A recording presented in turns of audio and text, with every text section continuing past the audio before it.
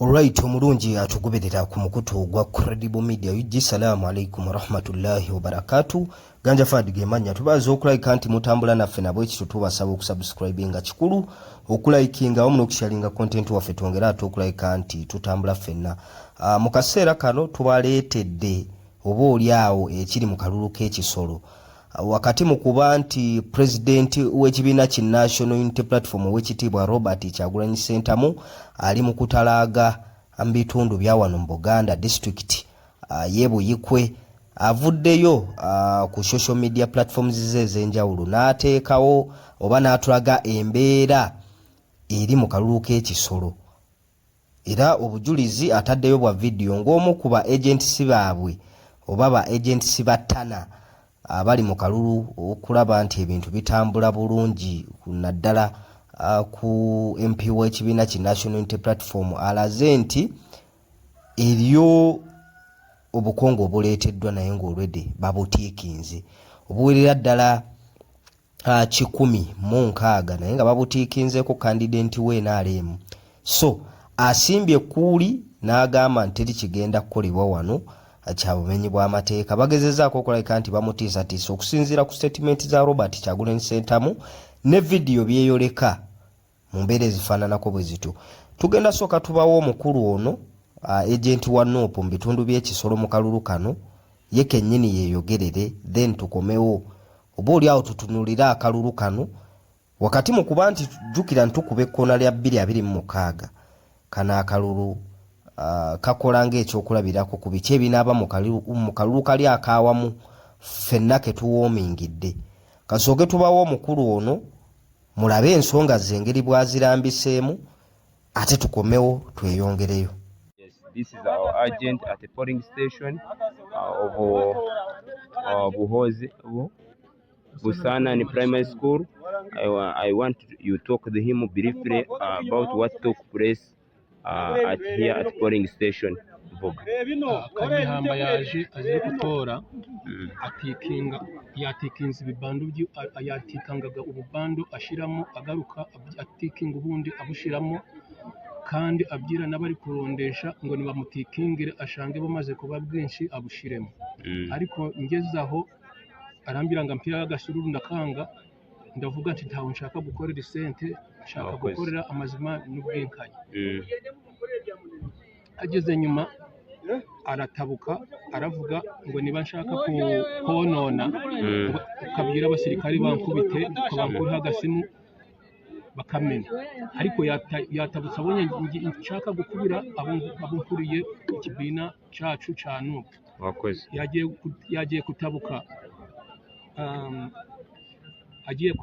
abasirikare baravuga ngo nimvuge buhoro ngo babasha kumfata bakamfunga jewe nkomezamo ariko mundamwe twatwicaye mvamo ngeze hanje ageze aho arandeba aragenda ageze mu modoka haruguru aravuga ngo ningenda ampe soda ariko mfure ndavuga nti ntawe nshaka soda ntawe nshaka gukorera isente aragenda maze kugenda ariko hine undi mugabo wanyamabuye yatikinze ubururu bungahe yamuhaye uburenze 10 nawe abushiramo ubururu burenze 10 none ubururu bw'abafashe muntu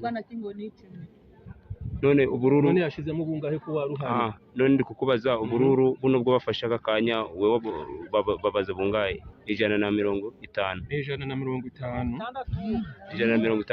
160 yes bwatowe bwasigaye muno 54 wakoze tubona tugendera kuri wakoze cyane.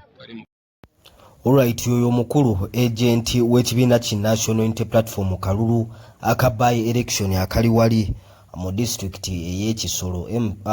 National Unity Platform yatadde omukyala Salim Tana nga flag bearer waabwe okubeera woman MP w'ekitundu ekyo oluvannyuma lwa incumbent yaliyo omungu okumujjulula. So ebigenda maaso mu kalulu byebyo naye obululunga buno obwa by election ngera bwe nabagambye mu kusooka wano nti tulina okulabika nti tubukozesa ng'ekyokulabirako oba oli awo ku biki ebinaaba mu kalulu akaawamu aka 2026. Obubbi bw'obululu mu bitundu ebyenjawulo ge maloboozi agabadde baana baliwo oba ge maloboozi ge tubadde tufuna. Naye wakati mu kuba nti tuyingira mu kalulu ka 2026 eno yenaaba enkola nti ffenna ne tugenda mu kalulu nga tukimanyi nti oba akalulu bajja kukakwatamu tekaabe ka mazima na bwenkanya mwe nga bannayuganda oba oli awo abalonda abantu be mwagala ne bafutyankibwa. Mulina okulabika nti mwefumiitiriza ku bintu bino.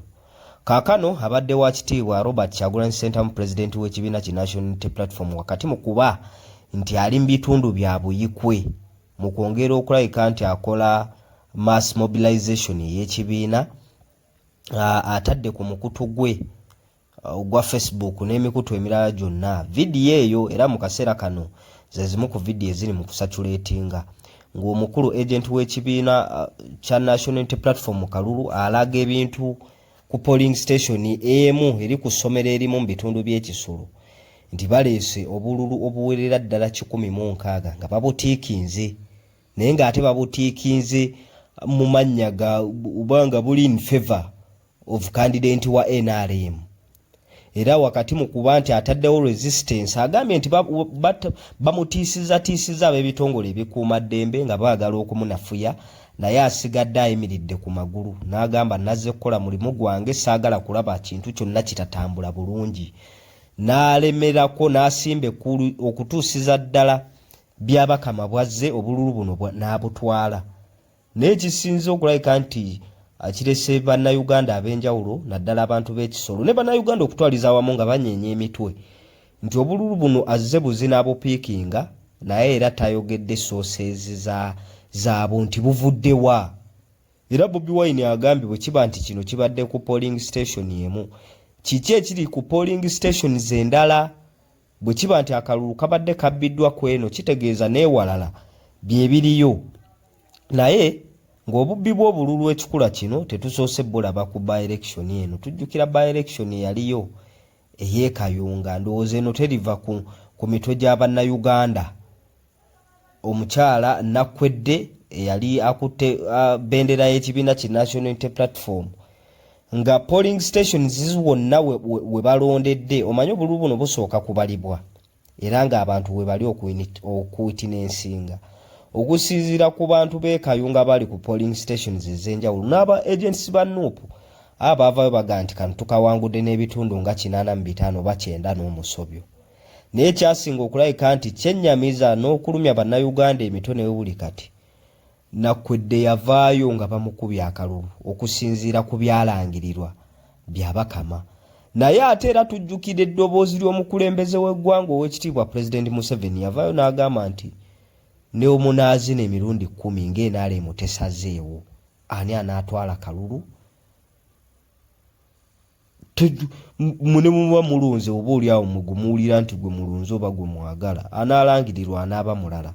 Era kati chairman wa district y'e Kayunga musajja mulala nnyo wakala ya kyenvu mu mannya ga NRM. Kaakati n'ekiri ekisolo eno wakati mu kuba nti akalulu kabadde kakyagenda n'amaaso okusinziira ku budde enziba y'obululu yeeyolese. Kaakati biki obuuli awo biki bye tusuubira ebinaava mu kulangirira awo ffenna amaaso we gali era ebinaava mu kulangirira mukulu by'Abakama buli munnayuganda byalinze. Naye ekintu kyokka by the way ekyokuba nti agent wa NUP akubye omulanga ne chairman w'Electoral Commission yennyini najja obululu ne babukwata nga ddala kituufu babadde babutiikingidde muntu w'NRM. Ekyo kyokka kiba kimaze okulaga nti akalulu tekabadde ka mazima na bwenkanya. Kati wakati mu kuba nti akalulu tekabadde ka mazima na bwenkanya nga n'obulumu bukutte kiki ekirina okukolebwa? By'onaalangirira binaaba credible, by'onaalangirira bannakisolo ne bannayuganda banaabikiririzaamu nga gwe kennyini oze ku polling station ne mukwata obululu nga bubadde bubbe obanga bubadde butiikingiddwa in favor of someone. Ate ekinaasinga okulabika nti kibobba bannayuganda omutwe gwe kulangirira atwe oyo akwatiddwa ng'olwedde bamaze omutiikinga ku bululu gwe kennyini n'obujjawo n'otabuulira bannakisolo na bannayuganda sources z'obululu ezo zivuddewa ebintu ebifaananako ebityo.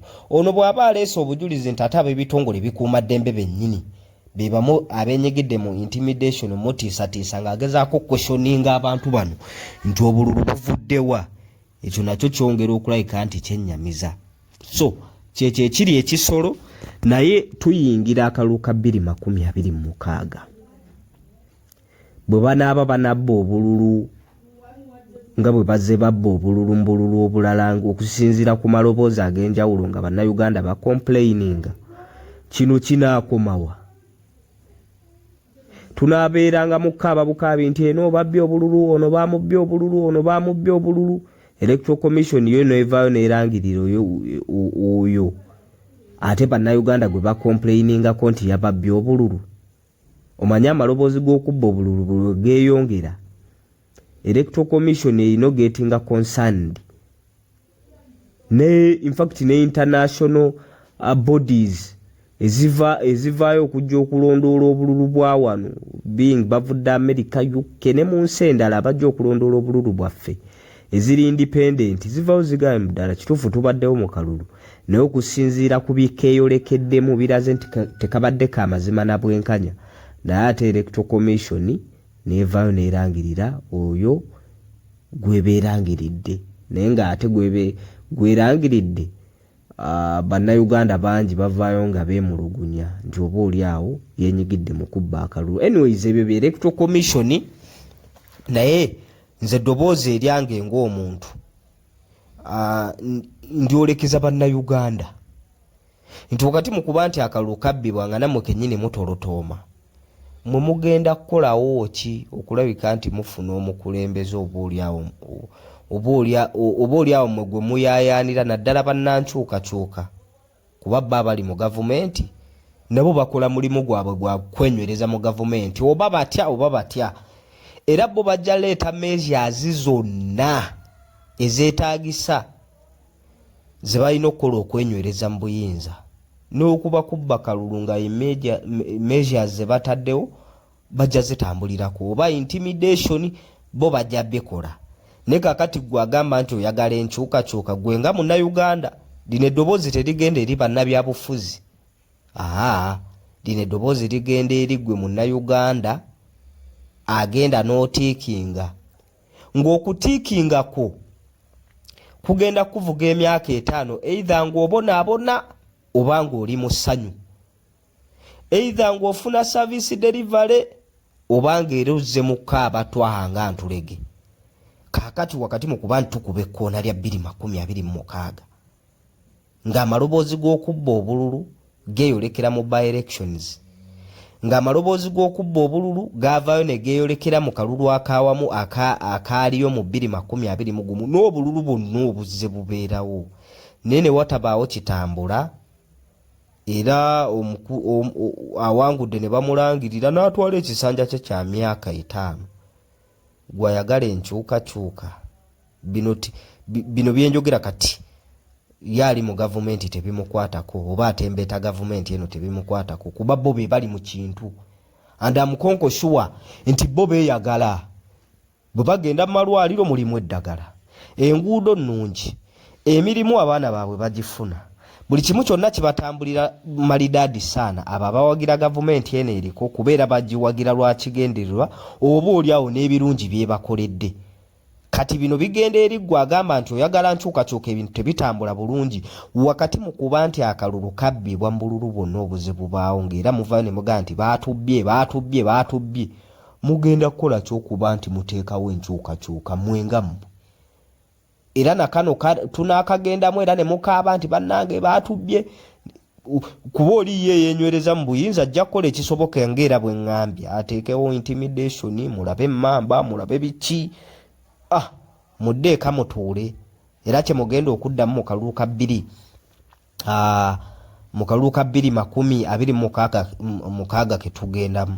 So wakati mu kuba nti abakulembeze bammwe naddala abakutte omumuli gw'opposition nga Robert Kyagulanyi Ssentamu, omulimu gwe gwagukoze, kuba omulimu gwe gwakuba wa leadership, gwakuba wa bukulembeze, naye naye talina guts zetuuza mu buyinza.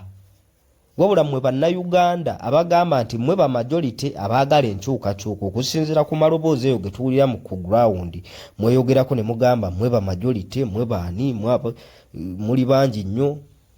Amaanyi gammwe gagenda kweyolekerawa wakati mu kutwala omukulembeze gwe mugamba nti ye mukulembeze wammwe mu mannya ga Robert Kyagulanyi Ssentamu mu buyinza, obeera mugenda sigala mukaaba. Abantu batuuka ne ku extent se betandika okublaminga omukulembeze naye ye ng'alina kuba providing na leadership. Bukulembeze ne bagamba nedda Kyagulanyi takoze kimala kugenda mu ntebe ne weebuuza mukennyini mwamuwa obululu ne mugamba nti mumulonzi ne batamulangirira nga bwe mugamba nti tebaamulangirira. Bobi Wine ng'omuntu alina amaanyi agasobola okwetwala mu ntebe. Bw'abanga ddala kituufu naawe bw'osirikirira olabira ddala nti tagayina kuba naye muntu nga mmwe. Naye ate wakati mu kuba nti aba providinga ne leadership abagamba nti bwe mwekwata ekitole musobola. Ebyo munaabirowoozaako ddi byazza abagamba. N'abagamba nti talina kyali. Amaanyi ge g'alina ssaawa zino ge mumulabiramu maanyi gammwe mu abagamuwadde. Naye ate bw'agenda mu kalulu ne bakamubba muga nti mubimukwasizza byonna yagenda okulayika nti abisolovinga muba temulimba. Bwe tuddayo mu kalulu kalukumu 1998 akaleetera mwami Museveni nno okunyiiga, omukulu yanyiiganga newankubadde yakwata kyakuna mu kalulu.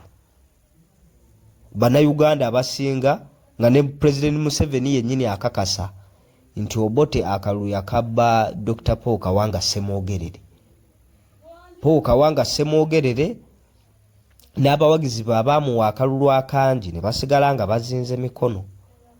President Museveni ye n'anyiiga nnyo n'alaba nga ddala kituufu ebigenda mu maaso mu ggwanga bitambula mu ngeri ya bitege. Obote wuuyo ne Ssaabasajja Kabaka amugobye ku Namulondo ye amuwaŋŋangusizza. President Museveni ye yaddayo n'amobilizinga Abaganda ne bannayuganda okutwaliza wamu n'abagamba nedda omusajja ono atuvugira ku kyattaka tukoze tutya. Ne bakola kye bakola mbu yali gurupu y'abasajja 27. Ne bagenda nga bakunga okukakkananga bannayuganda bangi babeegaseeko. Abekkubo lye baatwala lyali lya kkuba mmundu. Naye ate amakubo mangi nnyo bwe babanga baatwala lya mmundu bo lye baatwala. Naye ate tulabyeyo n'amawanga amalala agatakutte kkubo lya mmundu naye ng'abantu bavuddeyo in big numbers. Bwe twogera ku big numbers tutegeeza big numbers bavuddeyo ne beeyiwa ku sitwiti okakana bamaakinze tu State House. Ebyo nabyo tubirabyeko ssebo nga gavumenti zikyuse mu mbeera ezifaananako bwe zityo. So ye mwami Museveni bwe yalaba ebintu nga tebitambula bulungi obululu tubugendamu naye nga state erina amaanyi mangi nnyo ate ekozesa state agencies nga ab'ebitongole ebikuuma ddembe ne beenyigira mu kufutubbalira ku bantu n'okubabba obululu mu kutiisatiisa abantu okubasiba. Mwami Museveni ye n'akwata ekkubo eryo eryali ery'emmundu era gyali emyaka 5 ng'eseka ebbuka okukakkana ng'ayingidde mu bukulembeze bw'eggwanga lino.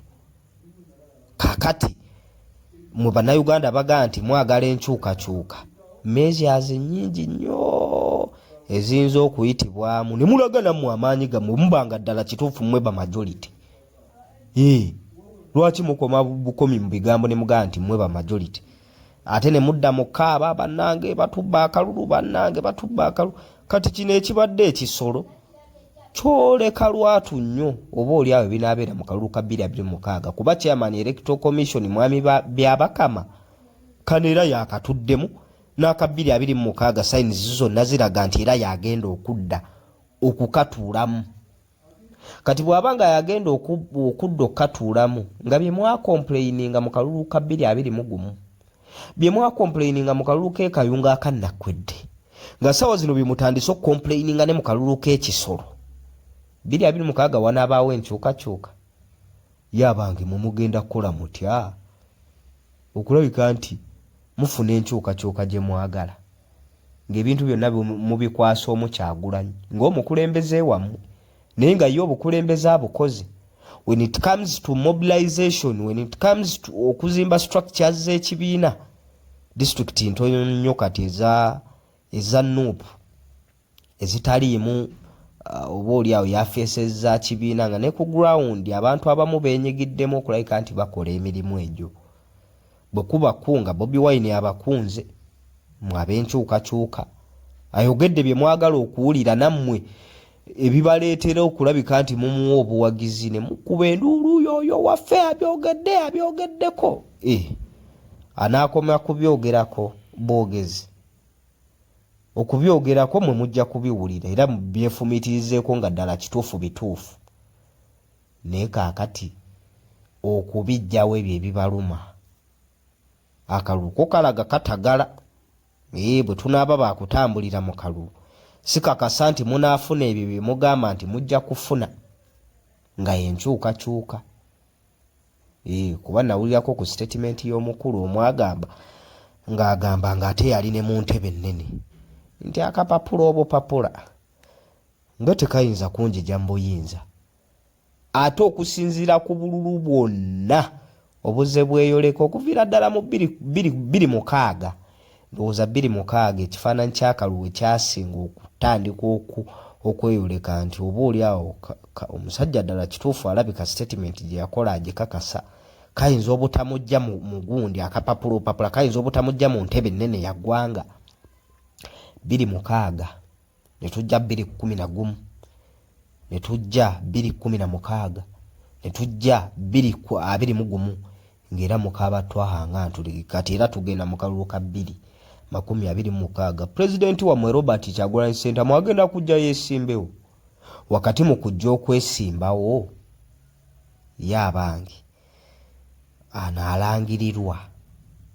Ebyo byonna bye tulinze y'ensonga lwaki mbagambye nti akalulu kano ke tulimu ak'ekisolo ne by-elections bannange bibabeerere byakulabirako ku kalulu ke tugendamu aka 2026. So polling agent ono akoze omulimu gwe wakati mu kuba nti atiisiddwa ajjeeyo alaze oba omwoyo gw'eggwanga. Omanye ebintu byonna emirimu gyonna buli we bakudeployinga n'okola obulungi omulimu gwo mu mbeera gy'obadde oteekeddwa ogukolebwamu oba omaze okulaga nti olina omwoyo gw'eggwanga.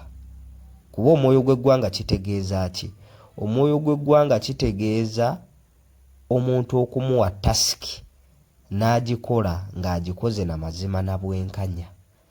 Era nabano abantu bonna be tulaba abeenyigira mu bribery abeenyigira mu corruption bonna ekyamazima kye baba bamiisinga gwe mwoyo gw'eggwanga yoli okumuwa essente ng'omulimu bannayuganda baamwesiga ne bamuwa omulimu ng'omulimu ogwo gwetaaga okubaako bye gukola nga byetaagisa ssente nazo ne bazimuwa. Bwe bamala okumuwa ssente ezo n'azezza aba amaze okulaga nti byakola si bya mwoyo gwa ggwanga. Naye bambi otunuulira omusajja ono nga akoze omulimu gwe wholeheartedly wakati mu kuba nti wabaddewo intimidations zino zibeera nnyo mbi zeeyolekera mu bitundu by'eggwanga ebyenjawulo nga Busoga, Buganda, mu East eyo yonna ne Mambuka.